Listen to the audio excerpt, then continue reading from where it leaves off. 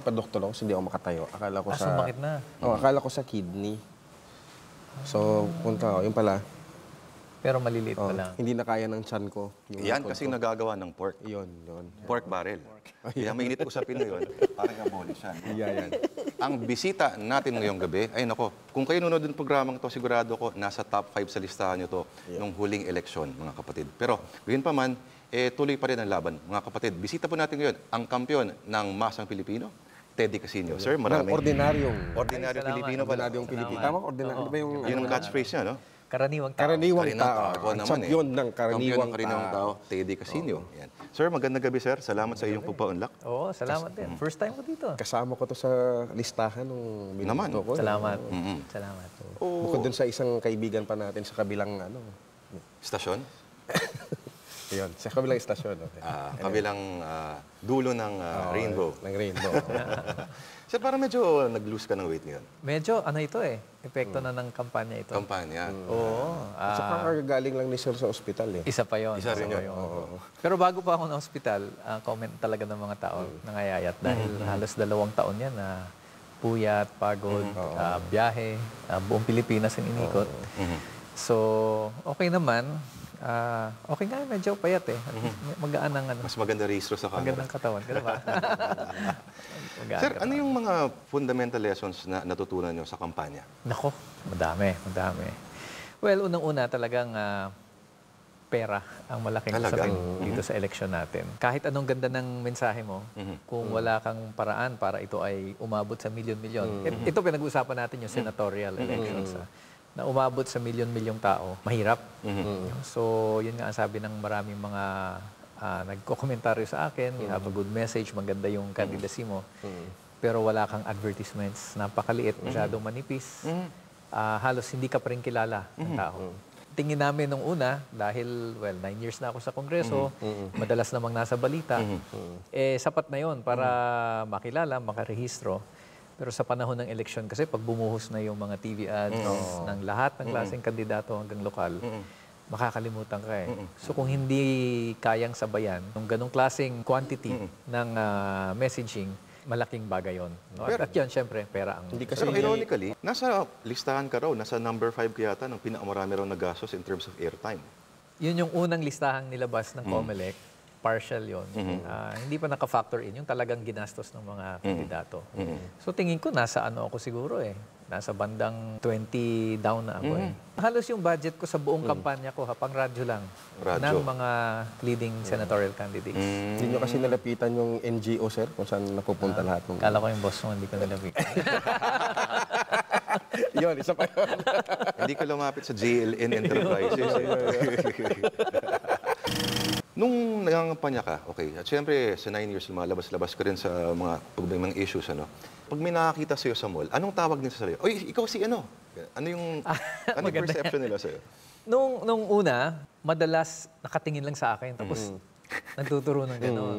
Uy, ito yung sa TV. No? So, basta ako yung sa TV. Ako yung tumatakbo. Nung una, minsan napapagkamalang newscaster, o basta laman ng balita. Later on, yung congressman. Nung later part na lang ng kampanya, doon na nagsimula na, si Teddy Casino yan. So talagang, ang sabi ko nga nung una, mukhang mas may face recall ako kaysa sa name recall. Kasi namumukaan nila ako, pero sino nga ba yan? No? At talagang kailangan pa yung ilang panahon ng kampanya para rumihistro yung pangalan. Sa eleksyon, ang importante yung pangalan. Hindi yung mukha. Parang ako, sir, lagi ako tinatawag. Kasama ni Lord. Wala akong pangalan ko, di kasama ni Lord. Ganon, malaki ganon. yan. It takes time para ma-establish yung pangalan. Hindi lang yung mukha.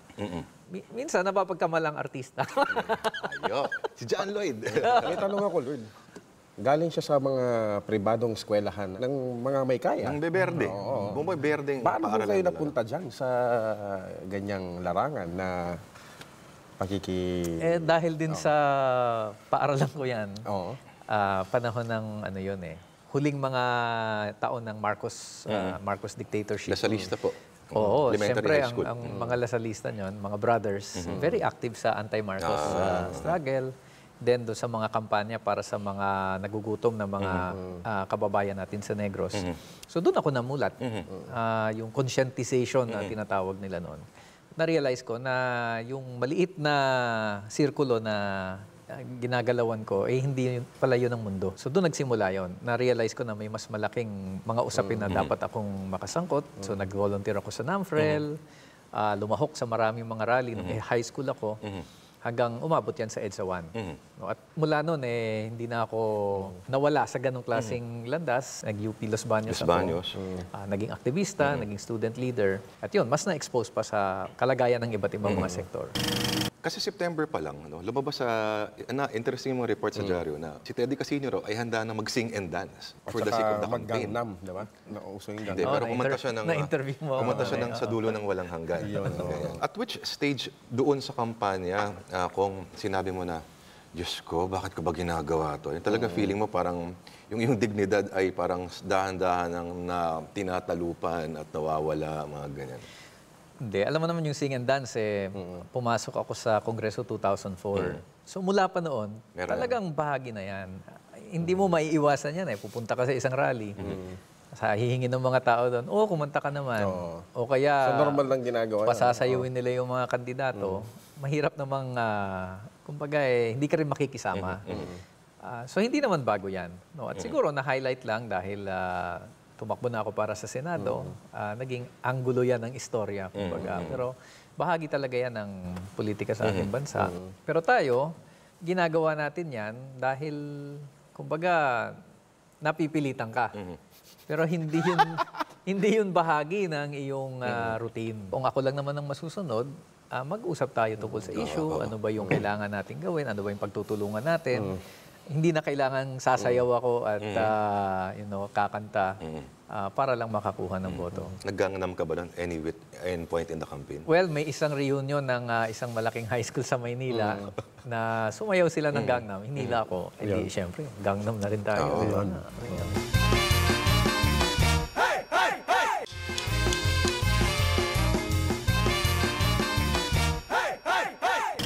In the 9 years sa Kongreso, kasi yung mga sonang narinig mo, sa tingin mo itong narinig natin, tingin mo ba, is the SONA something still to look forward to? O parang pare-pareho lang lagi yan? Alam mo, ang SONA, paulit-ulit lang naman may routine na yan Bibirahin ng presidente yung kanyang mga kaaway, kritiko, tapos ipagyayabang yung kanyang mga achievements.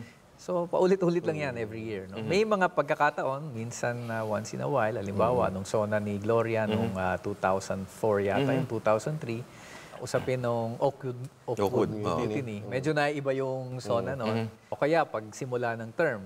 But after a while, paulit-ulit na lang yan. Katrabaho na namin yung isa doon sa mga bangkang Papel Boys. Channel 5 na ngayon yun. Yung bangkang papel. Paminsan-minsan may mga gimmick na parang makukuha yung interest mo. Pero kung ang pinakasukatan naman dyan, may improvement ba sa buhay ng ating mga karaniwang Pilipino? It's theater talaga, no? Oo, yung SONA, best foot forward yan. Pero sa 9 years ba, Kong Teddy, nakakuha ka naman ng PDAF mo? Oo, pero hindi naman talaga personal yun. Yung mga constituents namin, ang trabaho kasi ng congressman dyan, i-identify mo kung ano yung projects na ipapatupad. Pero for 5 years, under Arroyo, mula 2005 hanggang 2010, wala na kaming PDAF na natatanggap o nire-release. Kaya para sa amin, mas magandang wala na lang. Mas magandang ma-abolish na lang yung pork barrel. Unang-una, syempre, yung corruption. Pero mas matinding corruption dyan, yung ginagamit yung pork barrel para makuha ng Malacanang ng presidente, yung gusto niya sa Kongreso. Parang yun ang mas parang matinding corruption dyan. Hindi po kayo nakapaghulog doon sa NGO na itinayo? Hindi. Oo. Alam mo, marami talagang ganyan. Aligid sa Kongreso. I'm sure isa lang yan, no? Isa lang yan. At lang ang din lahat experience ko pa dyan, Lord, mismong kongresista ang lumapit sa akin at nag-offer. Wow. Ito naman, road users, yung road users tax, yung tawag nila dyan, yung sa road board. May tig 10 million ng congressman dyan At pipiliin ng congressman, halimbawa sa distrito niya, o itong kalsadang to paggagawa, ang pondo road board. Matinding corruption dyan. Kaya hindi namin tinatap yung fund na yan. Kasi matinding mga sindikato dyan So may lumapit sa aking congresswoman noon. Tawag natin sa pangalang Ah, Tayo lang naman dito eh. Miss Wala. X. Miss Oh, X. Congresswoman X. Sabi niya, Sa Visayas ba to? Visayas. secret. Congresswoman X, sabi niya, kung balita namin, hindi nyo ginagalaw yung road board funds nyo. Eh, kung gusto mo, pumirma ka lang, kami nang bahala. No? Kami na mag-identify kung anong bahagi ng kalsada, sinong contractor, beneficiary, lahat. Kumpleto na, pirma ka lang. Pag pirma mo, may 20% ka na. Ba? Pag natapos yung release, yung kumpleto yung release, another 20%. Aba. Diba? So, 40% all. Pirma ka lang. Yun lang, ano? Ganun lang. So, Sayang. siyempre, hindi na natin Ang dami pang-commercial siguro Pero sana ang ngayon. nakakabigla doon, kongresista mismo. Grabe. Grabe. So, itong Sinapoles, well, mukhang big time siya. Pero, Mas big time mga kongresista. baka may mas big time pa siya. Oo. Nung aktivista ba kayo nung dati, marami kayong chicks na nakikilala? Oo. Sige, sige. Sige lang. Oo, ano. Maraming mga ganda rin, di ba? Kababaihan naman. Mga Ayun. chicks. Ayun. So, ayun, mali pala. Kababaihan, Mga tol. kababaihan, oo. Tol, kasama nila Gabriela. Oo nga, oo. Mayayari pala tayo dyan. Pero hindi ako babaero. Ayun. Marami lang kaibigan tayong mga... Na mga kababaihan. nagka-crush, mga ganon. Ano. Siyempre, nasa kolehiyo ka, binata. Lahat naman yan bahagi ng ating pinagdaanan. Ayun. Alam mo na yung tatanong mo, Lord? Oo. Ayun.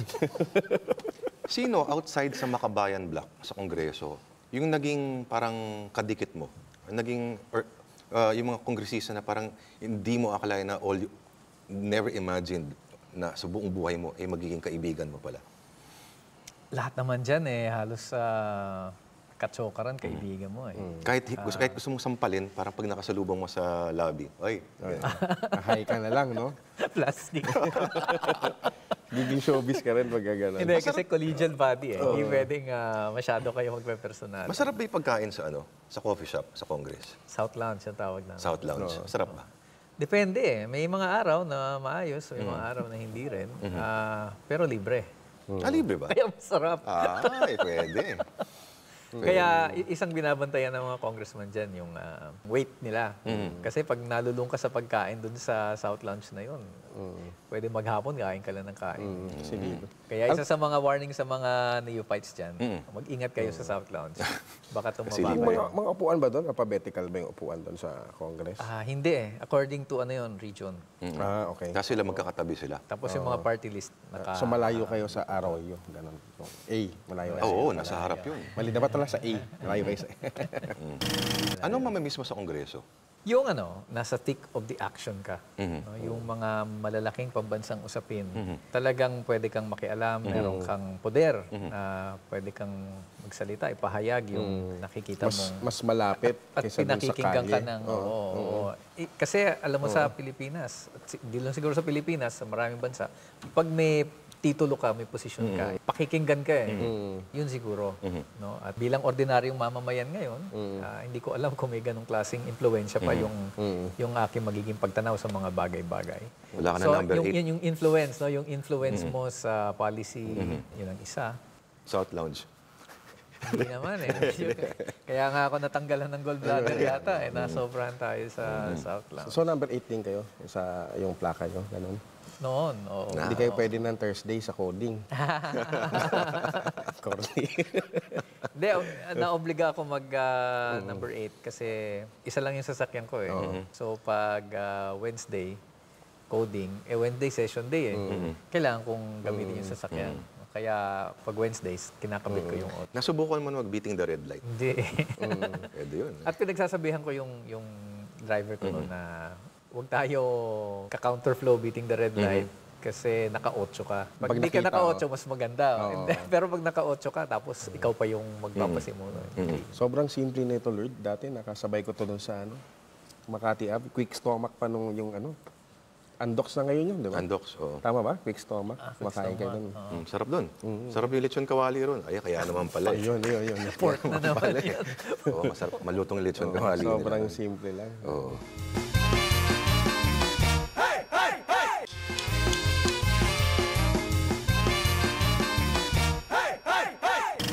After the elections, Kong, ano po ginawa ninyo? Pahinga. Tulog, no? Tulog, oras sa pamilya. Kasi halos 2 taon yun parang tawag nga sa akin ng misis ko, border eh. O, dito yung border natin. Nakikitulog ka lang, tapos alis So, ka. banding-banding sa mga anak, kaya sa aking asawa.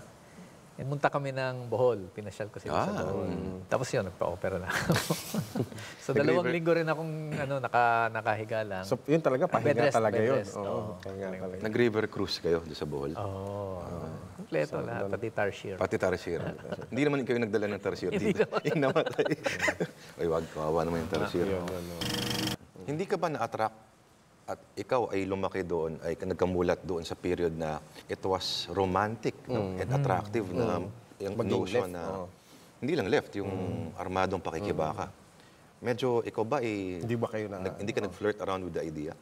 Well, noong 1986, panahon ito ng peace talks. Yung unang peace talks, nagkaroon ng 100 days na ceasefire. Sumama ako sa ilang mga kaibigan ko sa UPLB para umakyat sa Mount Banahaw.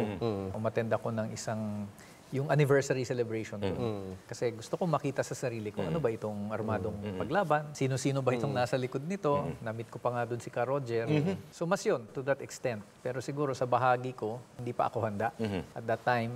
At hanggang sa ngayon, tingin ko mas magiging effective ako bilang isang aktivista dito sa larangan ito ng politika, sa larangan ng mga social movements. Dami lamok doon eh. Yun, no? Dumalaw din kayo doon sa ano? Ay, nakapasal din po kayo doon At sa... marami, may mga kaibigan naman tayong yun ang kanilang kinuhang landas. We respect each other. Nakapasal din po kayo doon sa Netherlands. Nung ano yan, nung 2001, after nung EDSA 2, naimbitahan ako ng mga Filipino communities doon para magsalita. Ipaliwanag yung nangyari.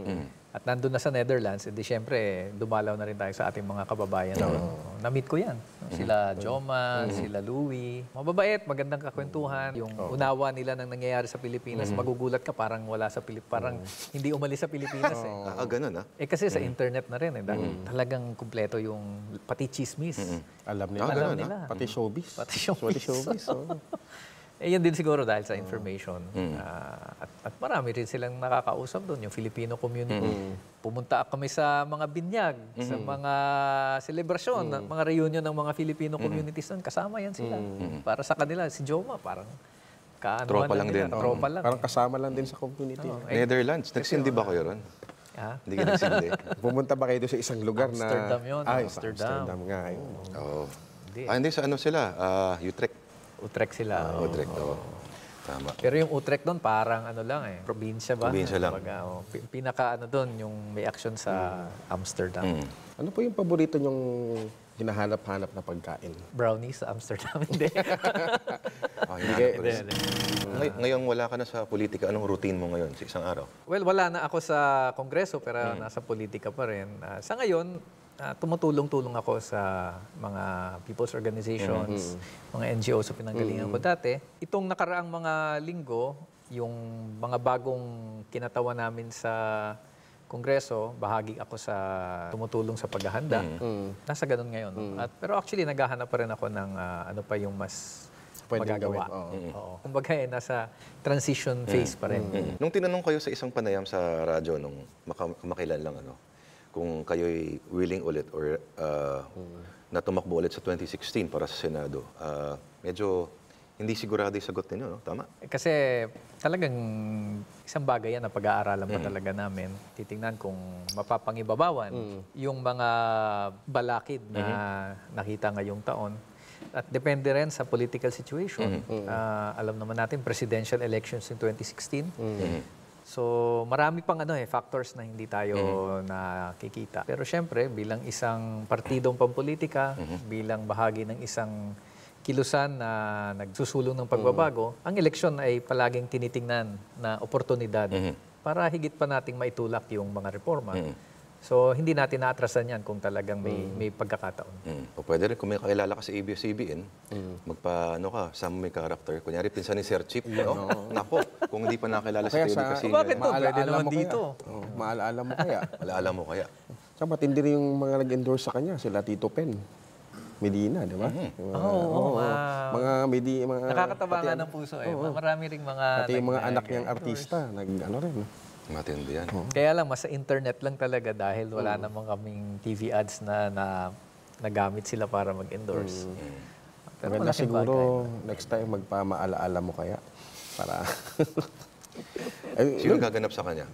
sino kaya? Si Sir Chief. Sir Chip, no? Oo, pwede. Pero na si John Lloyd, pwede rin. John Lloyd, Yun. pwede rin. John Lloyd. Masyadong mayat ka na eh. Pero anyway, sir, maraming salamat. Mga kapatid, Teddy Casino. Ayun po. Thank you. Salamat po. Salamat. Citizen Teddy Casino. Palakpakan natin.